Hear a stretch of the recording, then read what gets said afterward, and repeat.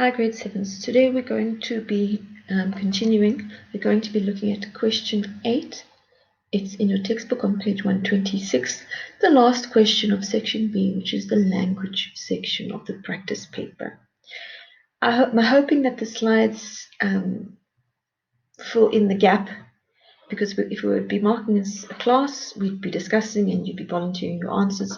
So your job is to listen carefully to the slides and to be adding to the answers you have, to be correcting, editing mistakes you find, elaborating, writing your answer in more detail, and adding things that you did not think of when you were answering the questions. So you should have a pen or a colored pen or pencil in your hand, and you should be making some notes as we go. All right.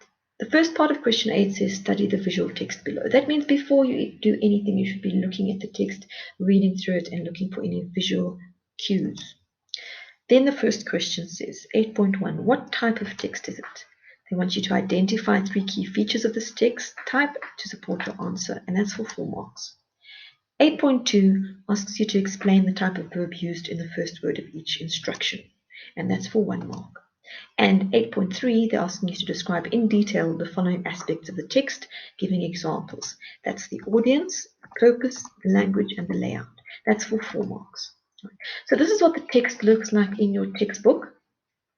It's in a slightly different font. The heading says how to fit your pack. There's a list of instructions. They're numbered 1, 2, 3, 4. It says number 1, load the pack before fitting it on in order to achieve a realistic fit. 2, loosen all straps, put your arms through the shoulder straps and mount the pack on your back. 3, secure the hip strap around your waist, adjusting it so that it rests on the top of your hip bones. 4, tighten the shoulder straps. Then there's a note in bold. It says note, : the weight of your pack should be concentrated on your hips. If you feel too much weight on your shoulders, or if the hip belt is not resting on your hip bones, you can manipulate the length adjustment of the pack itself until you achieve a correct and comfortable position. And then on the right, you see a little diagram. It's a cutaway of what the backpack should look like. And you can see there's some labels. You can see the soft things should be against your back. The sleeping bag should be right at the bottom. Then your clothing. Anything that's very light should go toward the top on the outside, and anything that's heavy should be kind of resting towards your shoulders so that it's near the top of your shoulder strap, and at the bottom you can see the hip strap that would go around your waist. So this is what we call a visual text. A visual text is just a fancy way of saying an image or a picture. So if they say study a visual text, or if you're studying a visual text, it means looking at and analyzing a picture and any written text that comes with it, that includes labels, notes, etc. So basically it means exploring any visual medium. These are things like book covers, posters, adverts for magazines, billboards, anything along those lines. All right, so 8.1, what type or kind of text is it? Just remember, a text is any written or printed work. Any piece of writing is called a text. There are many different types of writing or texts.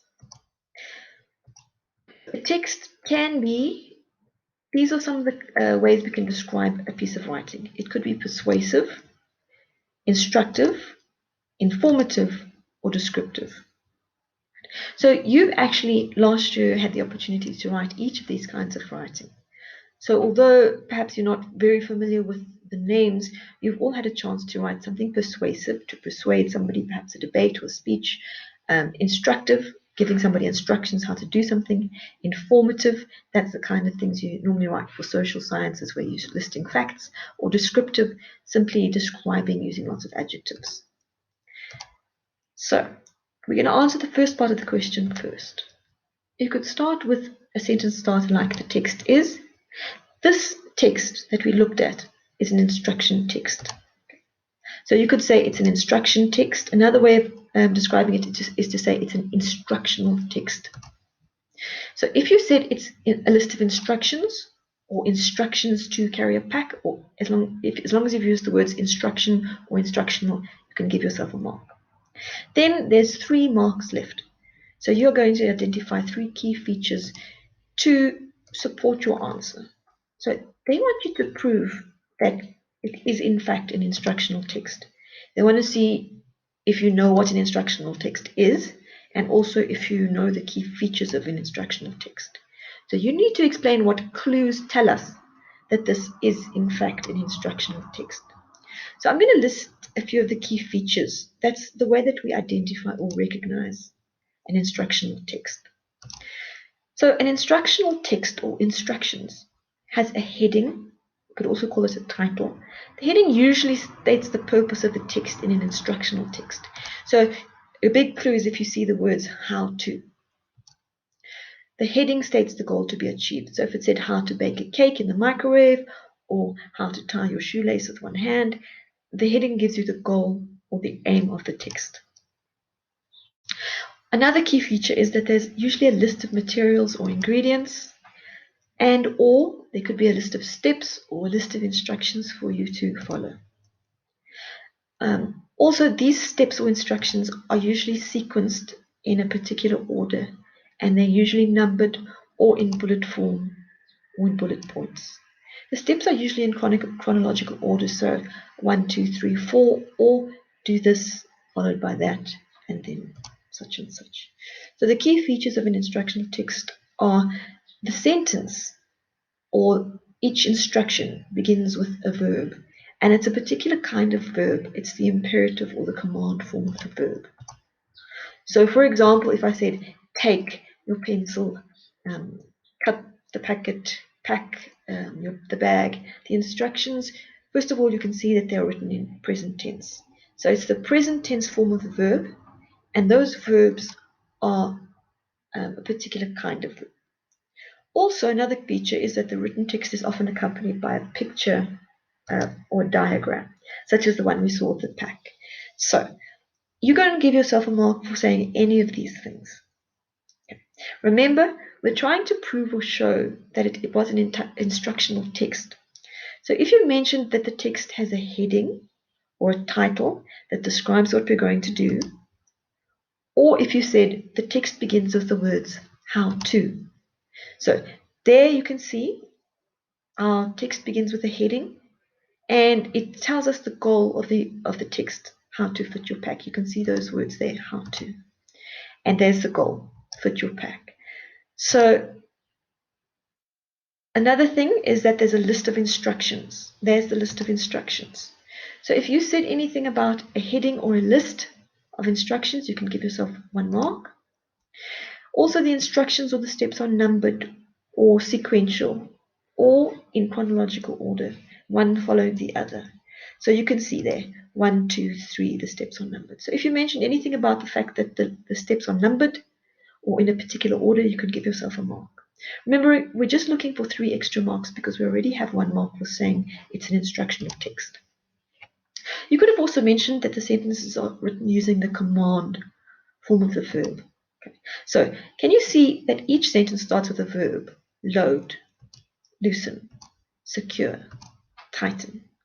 That tells us that they're giving us instructions. They're not asking or informing, but they're actually telling us what to do.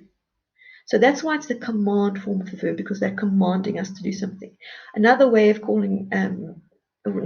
identifying that verb is by saying it's an imperative form of the verb, meaning we have an imperative to do it. We're not really given a choice. You could have also mentioned that there's a diagram, some kind of picture, or you could have said an image to help us to understand the instructions. So, or to help us visualize. So you can give yourself a mark for mentioning anything about that diagram. Okay, so again, you have 1 mark for saying it's an instructional text, and then you can give yourself another mark for each feature that you mention. You could have mentioned any of those features that I mentioned. Right, so it's for a total of 4 marks. 8.2 says explain the type of verb used in the first word of each instruction. The type of verb used, they want to know the kind, and they want you to explain a little bit about it. You're looking at specifically the first word of each of those instructions. Those are those verbs at the beginning: load, loosen, secure, tighten. So they want, first of all, to see if you know what a verb is. And they want to see if you can spot the verbs at the beginning of each sentence. So they want to check if you know, first of all, that there are different types of verbs, and then identify which one. So let me remind you, commands or instructions usually begin with a command verb, otherwise known as an imperative. Okay, I've heard people call it a bossy verb. So if you want to remember it as a bossy verb gives us commands or imperative. So a command or imperative or an instruction sentence starts with a verb. Okay, so and it ends with an object. Here's an example. Cut the cheese. Can you see that there's no subject in the front? Okay, they don't say he, she, they, it, and also they don't. They're not asking you, please, would you? So we can see a command sentence starts with a verb. There's cut and ends with an object, cheese. Can you see how there's a verb and an object? The subject is implied, but we cannot see who the subject is. Okay. So you could have said something like this. The type of verb used in the first word of each instruction is, you could have said it's the command form of the verb, or you could have used the words imperative form of the verb. You don't even need to say form. You could have just said the type of verb used in the first word of each instruction is the imperative. Okay. I don't mind if you use the word imperative or command. They mean pretty much the same thing, as long as whichever one is easiest to remember. But whichever one you choose, you must spell correctly. Okay. Good. So 1 mark for mentioning either imperative or command. 8.3, they want you to describe in detail the following aspects of the text, giving examples. So they want you to describe in detail these aspects. That's audience, purpose, language, layout. They want to see if you know what each of these things are. They also want to see if you can find or recognize them in the text, and if you can use your own words to describe them in detail. So let's quickly look at what these aspects are. The audience is who the text is aimed at. Who was it written for? The viewer or the reader of the text. The purpose of the text is why the text was written. To what end? For what goal? The purpose is the function of the text. In terms of language, different texts use different kinds of language. A text could be written in formal or informal language. It could be using colloquial language or casual language. Text language could be detailed or concise. Language could be descriptive or informative or emotive. The language could be for enjoyment or instruction. And layout. Different texts are set out differently. They are laid out differently. It's to suit their purpose. So layout could be described as the layout is clear or unclear. Layout could be messy or neat, well thought out or confusing. So when we describe layout, we talk about things like paragraphs, headings, subheadings, labels, diagrams, numbers, the way that things are set out on the page. So let's quickly mention each of these. The audience of the text would be, and then you could have mentioned it like people who would read this text would likely be. I said that the people reading this text will be hikers, or perhaps people interested in hiking. Or you could have elaborated further and said, I think that this text is for beginner hikers who need to learn how to pack a backpack. Perhaps an experienced hiker would already know, or perhaps these are hints and tips to become a better hiker. So you can get 1 mark for mentioning anything to do with hiking or camping or people who would need to pack a backpack. Then the purpose. The purpose of this text is to, remember you should be writing full sentences each time. I said it was to inform. It's preferable to be more specific as to who it informs.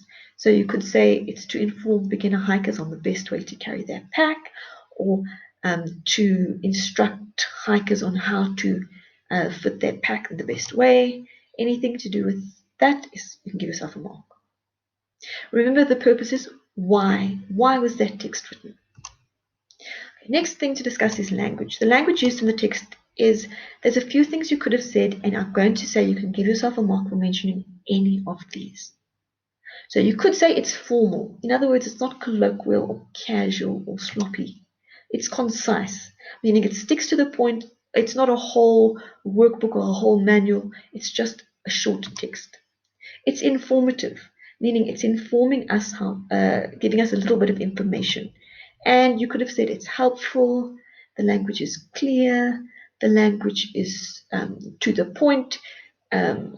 So anything as long as you're saying that it's how it suits the purpose. You can give yourself a mark for mentioning any of those words. Right. And the last thing to look at is the layout.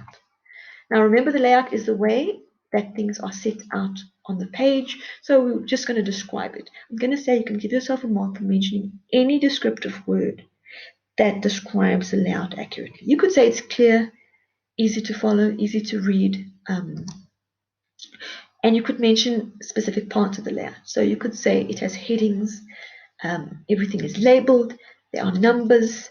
You could say that there are steps numbered in chronological order from 1 to 4. You could say that the written text is supported by a diagram.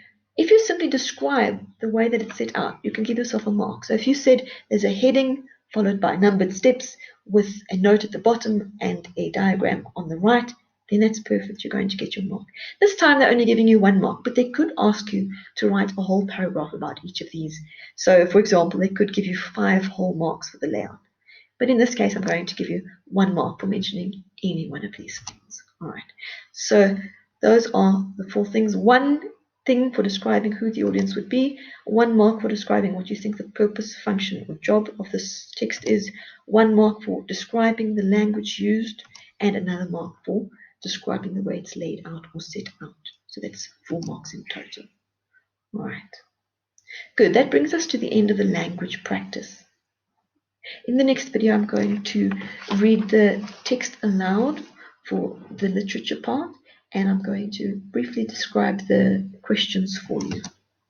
All right, so make sure that you have made corrections, elaborated, and made extra notes. I don't even mind if you are not ticking or putting crosses. My concern is that you are revising things that you've learned even last year, and that you are learning perhaps new little bits and pieces along the way.